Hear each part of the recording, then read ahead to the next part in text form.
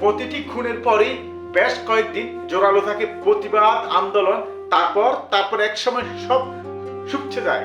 আর খুনি এবং তাদের মদতদাতারাও এটাই খুব ভালো করে জানেন।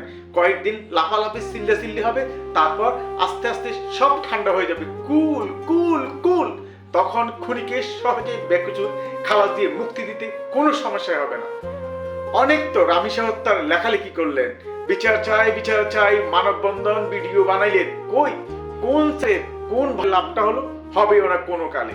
যে দেশের প্রশাসন খুনি অপরাধ স্বীকার করার বড় প্রমাণ খুঁজে ডিএনএ টেস্ট করে চার্জশিট করে তদন্তের নামে সময় নষ্ট করে খুনিকে সাজা না দিয়ে বাঁচানোতেই মরিয়া, সে দেশের প্রশাসন আইনের নামে করে শুধু প্রহসন নাটক।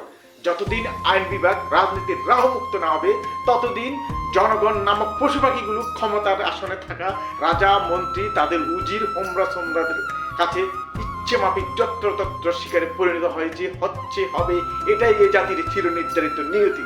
নিজেকে যদি জনগণ আর সকল ক্ষমতার মালিক মনে করে থাকেন, তাহলে দেখি কিছু একটা করে দেখান। একটা বিচার নিশ্চিত করতে পারবেন না, কারণ যাদের ক্ষমতা দিবেন আপনাকে দেখভাল করার জন্য, নিরাপদ রাখার জন্য, তারাই ক্ষমতার জোরে টাকার কাছে বিক্রি হয়ে যাচ্ছে প্রতিনিয়ত। এরই নাম ৭১, এরই নাম ৭১-এর স্বাধীনতা, এরই নাম ৭২-এর সংবিধান, এরই নাম আমাদের প্রিয় বাংলাদেশ। ছি ছি ছি, লজ্জা লজ্জা লজ্জা, সেম এই জাতি হিসাবে, বাঙালি হিসাবে, এই দেশের জনগণ হিসাবে লজ্জা।